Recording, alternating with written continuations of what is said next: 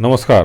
BPSC प्रधान शिक्षक अब नए साल में नए क्लेवर सीटेट वाला में, बिल्कुल सही, सीटेट वाला में आप सभी लोगों का स्वागत है।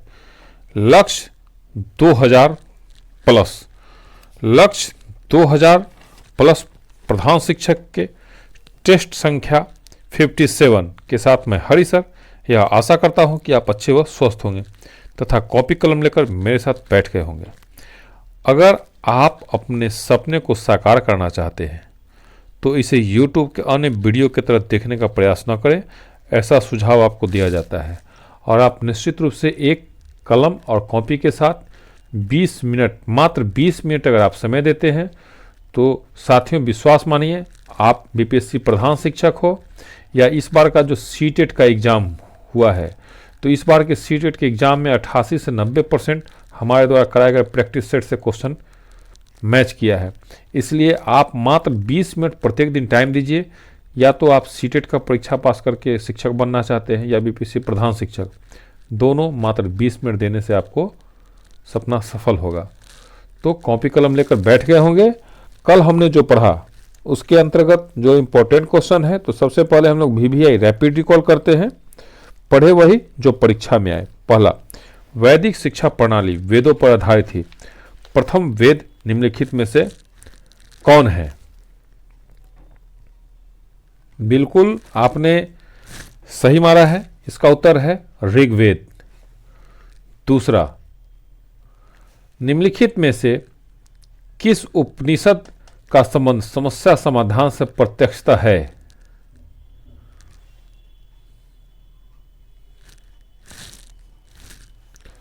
प्रश्नोपनिषद, बिल्कुल सही उत्तर है आपका। निम्नलिखित में से किस उपनिषद का संबंध समस्या समाधान से प्रत्यक्षता है? प्रश्नोपनिषद। तीसरा, उपनिषदों को निम्नलिखित किस नाम से जानते हैं?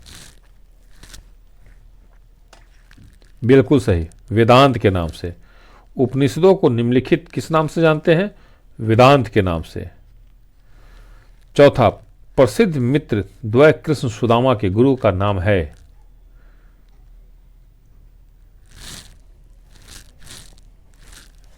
बिल्कुल सही, महर्षि संदीपन।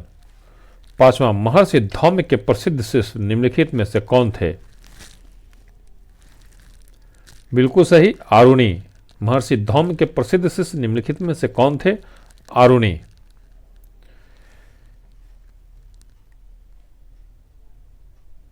छठा, प्राचीन शिक्षा प्रणाली में क्रमशः कितनी विधाओं एवं कलाओं की शिक्षा विहित है?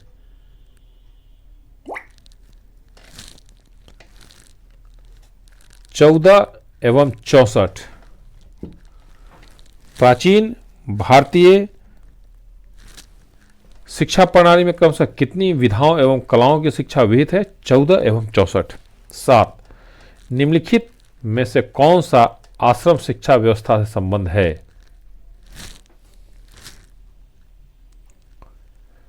बिल्कुल, ब्रह्मचर्य। 8वां, प्राचीन शिक्षण अधिगम किस प्रक्रिया पर आधारित थी? बिल्कुल सही आपने मारा है, स्मृति परंपरा। और अंतिम प्रश्न, प्राचीन भारतीय शिक्षण प्रणाली में निम्नलिखित में से किस शिक्षा की भूमिका नगण्य पाई गई है? प्राथमिक शिक्षा की। इसका उत्तर पहला है प्राथमिक शिक्षा। अब हम लोग आज जो है काफ़ी इम्पोर्टेंट विषय बिंदु हमारा है राधाकृष्ण आयोग या विश्वविद्यालय शिक्षा आयोग। ये सेट नंबर 57 है, 57। इसके पूर्व हमने 56 सेट जारी कर चुका है। अगर आप सेट का PDF चाहते हैं, आप चाहते हैं कि आपकी पढ़ाई बिल्कुल सिलसिलेवार हो, तो मात्र फोटोकॉपी का मूल्य 499 रुपया आप शुल्क देकर आप सारा PDF मटेरियल आपको मिल सकता है। और मटेरियल आपको पसंद नहीं आने पे 1 सप्ताह के अंदर आपको पैसा वापसी की गारंटी के साथ। इसमें आपको सभी विषय का PDF मिलेगा।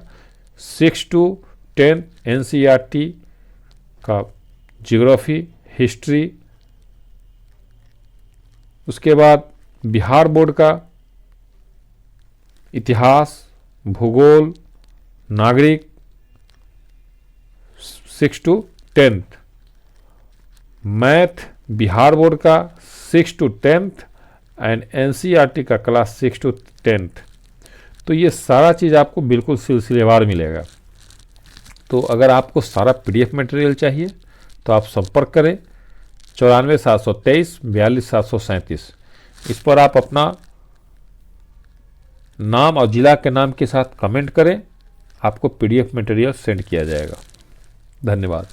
राधा कृष्ण आयोग या विश्वविद्यालय शिक्षा आयोग भारत सरकार द्वारा 1948 के नवंबर माह में भारतीय विश्वविद्यालय शिक्षा की अवस्था पर रिपोर्ट देने के लिए नियुक्त किया गया था।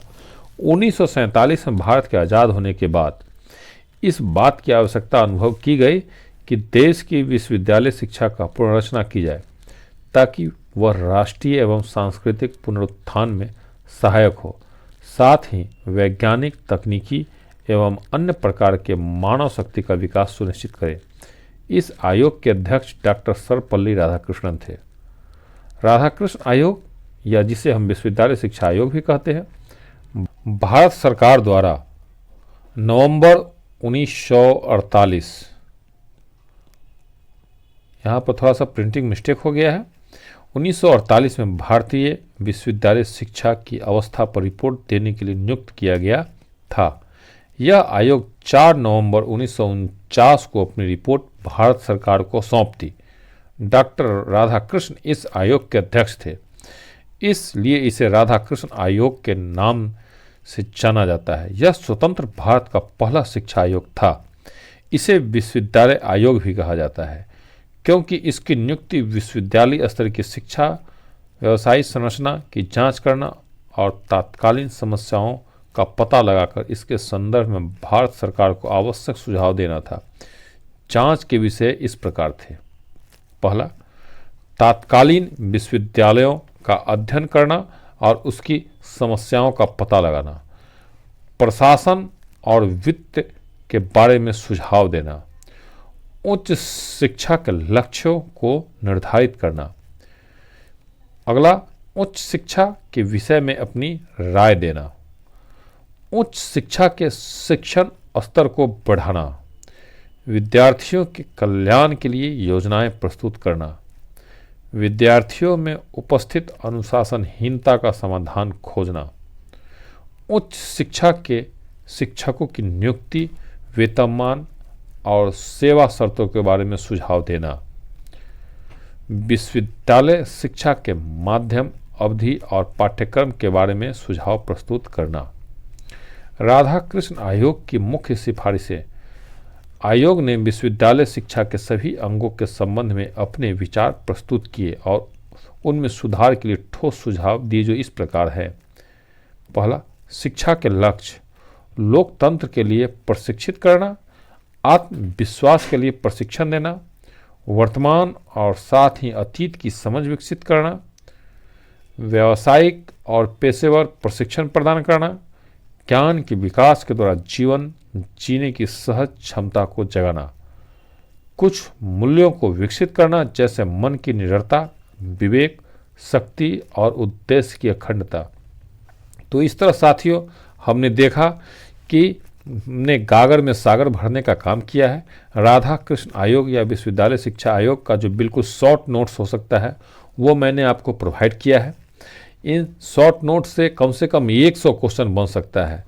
तो जितना भी क्वेश्चन बनाया गया है हमारे द्वारा वो मैं आपको प्रोवाइड कर रहा हूँ। काफ़ी इम्पोर्टेंट क्वेश्चन है।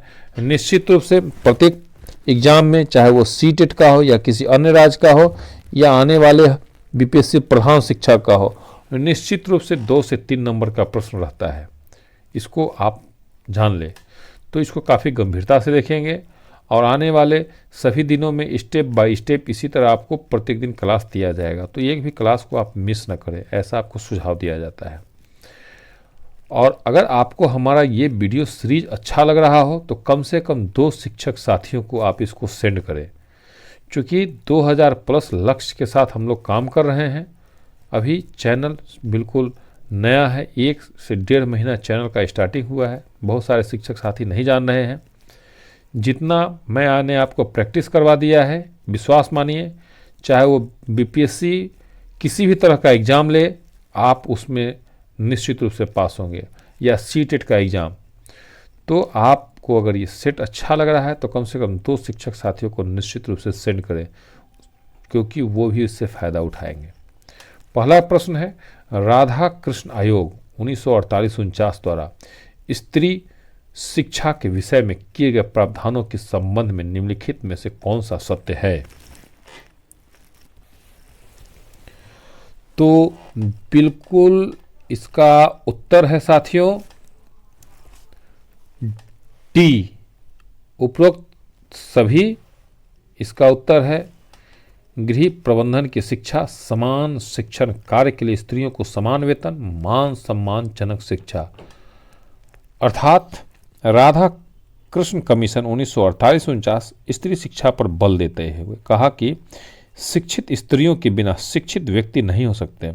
इस आयोग ने स्त्री शिक्षा के विकासार्थ कुछ सुझाव दिए। पहला, नारी को सुमाता तथा सुगृहिणी बनाने की शिक्षा दी जाए। दूसरा, स्त्रियों के लिए शिक्षा सुविधाओं का विस्तार किया जाए। तीसरा, स्त्रियों को गृह प्रबंधन अध्ययन की प्रेरणा और अवसर दिए जाए। चौथा, अध्यापकों को समान कार्यों के लिए अध्यापकों के बराबर वेतन दिया जाए। पांचवा, ऐसा पाठ्यक्रम बनाया जाए जो बालिकाओं को समाज में समान स्थान दिला सके। बहुत शिक्षक साथियों ने कहा था कि सर थोड़ा सा प्रश्नों को इन डिटेल कर दिया करें, इसीलिए कुछ प्रश्नों को इन डिटेल कर दिया जा रहा है। आपको ये हमारा प्रयास कैसा लगा, आप अपने YouTube पर कमेंट करेंगे। आप जैसा कहते हैं मैं उसी तरीक़ा से आपको पढ़ाने का, समझाने का प्रयास करता हूँ। वैसे आप निश्चित रूप से विद्वान हैं, मैं आपको क्या पढ़ा सकता। मैं आपके ज्ञान के ऊपर जो जमी हुई धूल है, मैं सिर्फ उसको हटाने का प्रयास करता हूँ। तो कुछ प्रश्नों को जो मैं इन डिटेल करता हूँ उसमें भी मेरा प्रयास रहता है कि 20 मिनट से 25 मिनट में वीडियो समाप्त हो जाए। तो मेरा प्रयास कैसा है आप निश्चित रूप से YouTube पर कमेंट करेंगे। दूसरा, निम्नलिखित में से किस पंचवर्षीय योजनाओं में महिला शिक्षण प्रशिक्षण हेतु छात्रवृत्ति एवं महिला शिक्षकों को निःशुल्क ग्रामीण आवास की व्यवस्था की गई थी? तो बिल्कुल आपने सही मारा है, नहीं मारा है तो अपने उत्तर को करेक्ट करें। द्वितीय पंचवर्षीय योजना, अर्थात द्वितीय पंचवर्षीय योजना, इस काल में स्त्रियों की शिक्षा पर विशेष बल ध्यान दिया गया।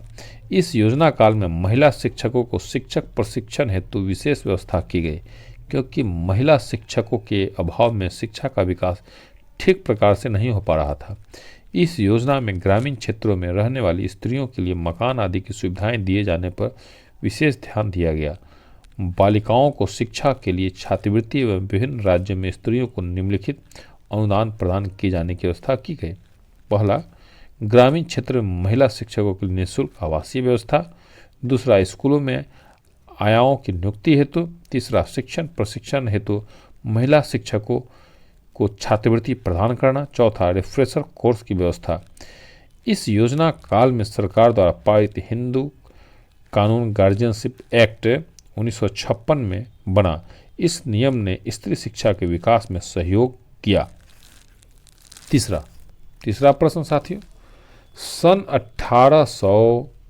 1958 में बनी राष्ट्रीय महिला शिक्षा समिति की अध्यक्षा निम्नलिखित में से कौन थी? बिल्कुल आपने सही मारा है, नहीं मारा है अपने उत्तर को करेक्ट करें। दुर्गाबाई देशमुख सन 1958 में बनी राष्ट्रीय महिला शिक्षा समिति की अध्यक्षा दुर्गाबाई देशमुख थी। चौथा, राष्ट्रीय शिक्षा नीति 1986 में महिला शिक्षा संबंधी प्रमुख प्रावधान निम्नलिखित में से कौन सा है?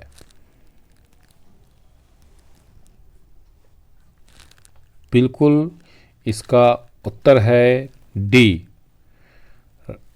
बालिका शिक्षा हेतु परिवेश निर्माण, सुविधा एवं सहायता कार्यक्रमों का विस्तार, आवश्यकता अनुरूप अनुपूरक पाठ्यक्रम निर्माण।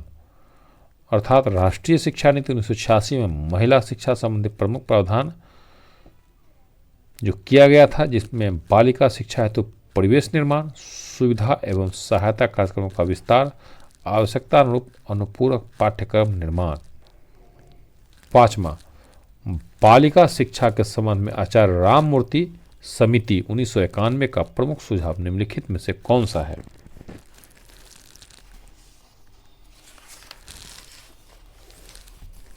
काफ़ी इम्पोर्टेंट क्वेश्चन है साथियों, ये बहुत ही वीवीआई क्वेश्चन है, इसको आप टिक आउट कर लेंगे।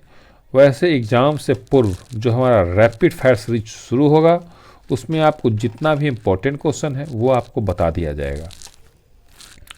तो इसका उत्तर है डी, उपरोक्त सभी, अर्थात बालिका शिक्षा के संबंध में आचार्य राममूर्ति समिति 1991 का प्रमुख सुझाव था पाठ्यक्रम में बाल विकास एवं पोषण विषयों का समावेश, महिला शोध केंद्रों की स्थापना, बजट में अलग वित्त पोषण। अगला प्रश्न, विवेकानंद के अनुसार शिक्षा का लक्ष्य क्या है?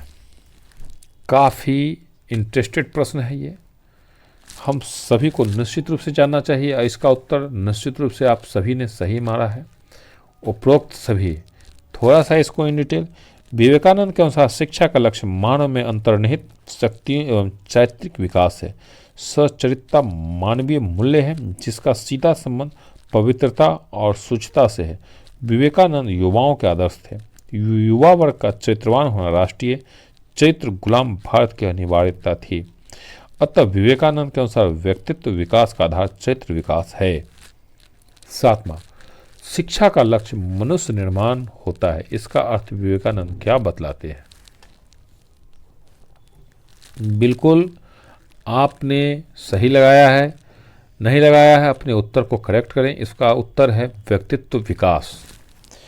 मानव से मनुष्य बनने की प्रक्रिया मूलतः व्यक्तित्व विकास पर आधारित थी। यह भावना सीधे सीधे सामाजिकता से संबंधित थी। इसी आधार पर मानव सामाजिकता प्राणी बन मनुष्य कहलाया। 8वां, विवेकानंद ने कौन सा शिक्षा प्रणाली का समर्थन किया?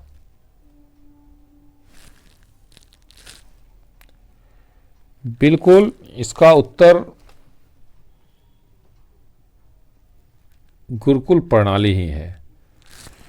विवेकानंद ने गुरुकुल शिक्षा प्रणाली का समर्थन किया था। स्वयं विवेकानंद की शिक्षा दीक्षा और विद्वता में उनके गुरु रामकृष्ण परमहंस का महान योगदान था। विद्यार्थी नरेंद्र को गुरु रामकृष्ण ने बुद्धि विवेक का दूसरा जन्म दिया था।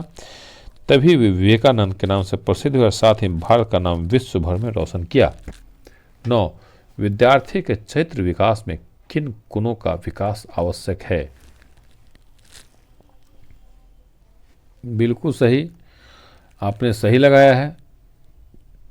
डी ऑप्शन है, तपस्या और परिश्रम, दृढ़ संकल्प और साहस, अच्छी आदतें। अर्थात विद्यार्थी के चरित्र विकास में तपस्या और परिश्रम, दृढ़ संकल्प और साहस और अच्छी आदतों का विकास आवश्यक है। 10, पाठ्यक्रम में विवेकानंद का दृष्टिकोण क्या है?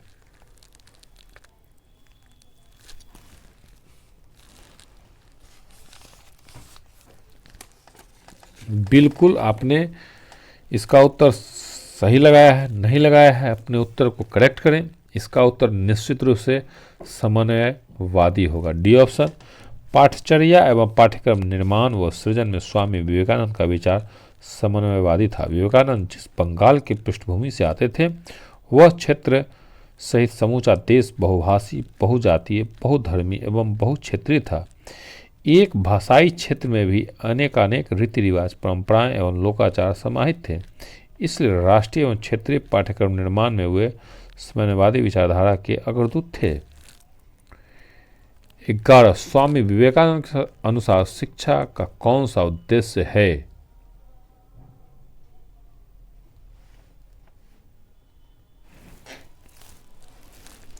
बिल्कुल आपने सही लगाया है, नहीं लगाया है अपने उत्तर को करेक्ट करें। इसका उत्तर है बिल्कुल सही, डी है, उपरोक्त सभी। अर्थात स्वामी विवेकानंद के अनुसार शिक्षा का उद्देश्य शारीरिक व मानसिक विकास, नैतिक तथा आध्यात्मिक विकास, चारित्रिक विकास। 12, टैगोर के अनुसार शिक्षा का उद्देश्य कौन है?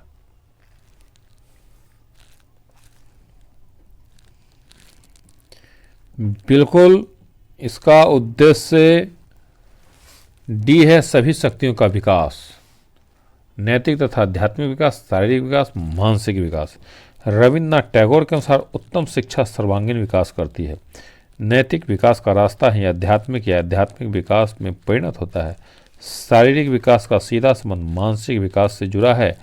जैसा शरीर वैसा मन, यह उक्ति सर्वविदित है। टैगोर शारीरिक विकास का आधार शुद्ध अन्न, जल के साथ साथ प्राणायाम, ध्यान आदि से मानते हैं। 13. टैगोर का शिक्षा जगत में निम्नलिखित में से कौन सा योगदान है?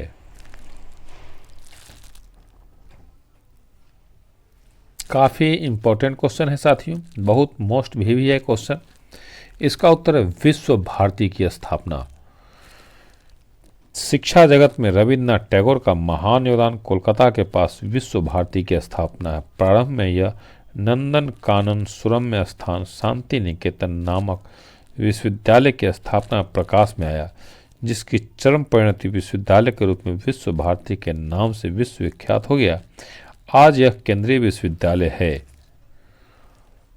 अगला प्रश्न 14 नंबर, रविन्द्रनाथ के अनुसार शिक्षा का लक्ष्य क्या है?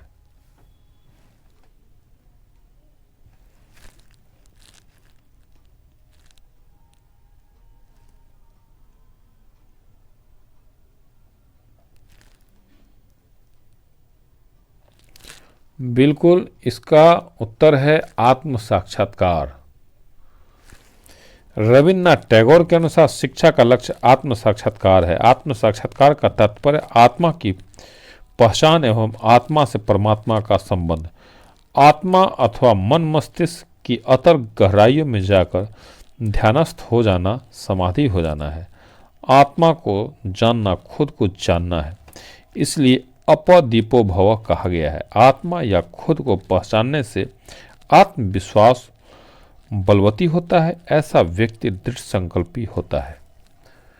15. रविन्द्रनाथ की शिक्षा में कार्यात्मक सिद्धांत क्या है? बिल्कुल, इसका उत्तर है डी उपरोक्त सभी, अर्थात स्वतंत्रता, पूर्णता, सार्वभौमिकता। अर्थात रविन्द्रनाथ शिक्षा में कर्म की प्रधानता स्वीकारते हैं। शांति निकेतन में सश्रम शिक्षा दीक्षा की परंपरा थी। छात्र को कर्म करने की स्वतंत्रता थी, जबकि सोच से व्यापक होना भी जरूरी था। सोच की व्यापकता का संबंध बुद्धि विचार की व्यापकता व बड़प्पन से था। उनका मानना था कि वैश्विक दृष्टि एवं समदृष्टि व्यक्ति को सार्वभौमिक बनाती है। 16. शिक्षा में रविन्द्रनाथ किस परिवेश पर जोर देते हैं? बिल्कुल, इसका भी उत्तर डी है साथियों, उपरोक्त सभी। प्राकृतिक परिवेश, सामाजिक परिवेश, सांस्कृतिक परिवेश। साथियों, इस बार सीटेट के परीक्षा में आपकी संस्था सीटेट वाला द्वारा कराए गए प्रैक्टिस सेट से लगभग 88 से 90% प्रश्न मैच कर रहा है। इसलिए आप निश्चिंत होकर बीपीएससी प्रधान शिक्षक आने वाले सीटेट की परीक्षा की तैयारी मन लगाकर करें। आपको अच्छे नंबरों से पास कराने की गारंटी हमारी है। 17. धर्म शिक्षा का अंतिम आधार है, किसने कहा?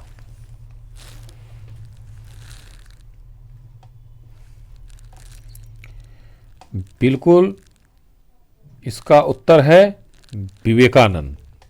धर्म शिक्षा का अंतिम आधार है, किसने कहा? विवेकानंद ने कहा। 18. गांधी जी के अनुसार शिक्षा का मूल उद्देश्य क्या है?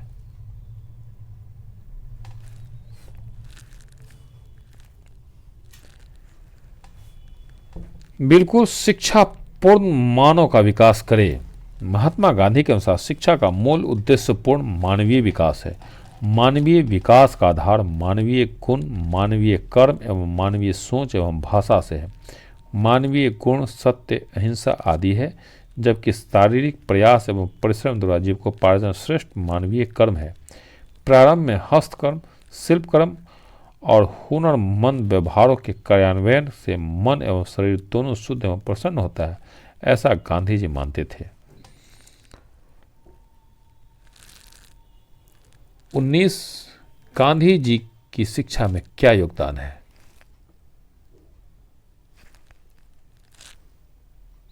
तो बिल्कुल इसका उत्तर है, बिल्कुल आपने सही लगाया है, नहीं लगाया है टिक आउट करें। मातृभाषा की महत्ता, बुनियादी शिक्षा, सशरम शिक्षा। 20 गांधी जी ने अपने शिक्षा दर्शन में किसका समन्वय किया है? बिल्कुल सही, प्रकृतिवाद और आदर्शवाद। प्रकृतिवाद और आदर्शवाद अर्थात गांधी की शिक्षा दर्शन में प्रकृति और आदर्श का स्पष्ट संगम व समेकन था। प्रकृति के अंतर्गत मानव की प्रकृति थी, जिसका निर्देशक प्राकृतिक व पर्यावरणीय व्यवहार था। इससे जीवन पुष्टता प्राप्त होती है, जबकि आदर्श प्राचीन भारतीय संस्कारों एवं तत्जनित मूल्यों से संबंध था। सत्य अहिंसा के आदर्शों का समेकन शाकाहार प्राणायाम से मिलने पर जीवन में सुख की अनुभूति अप्रतिम थी। और अंतिम प्रश्न के साथ साथियों,